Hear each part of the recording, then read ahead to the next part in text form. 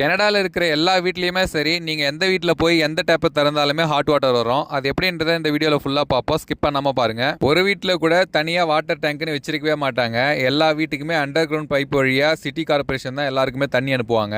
வீட்டுக்கு உள்ள வர பைப் வந்து டைரக்டா எடுத்துட்டு போயிட்டு இந்த மாதிரி ஒரு செட்டப்ல பண்ணி வச்சிருப்பாங்க. அது என்னன்னு பாத்தீங்கன்னா ஆக்சுவலா வாட்டர் ஹீட்டர். இங்க இருந்து தான் பாத்தீங்கன்னா வீட்ல இருக்க எல்லா டேப்புக்குமே தண்ணி போகும். கிச்சன், வாஷ்ரூம் எதுவா இருந்தாலுமே சரி.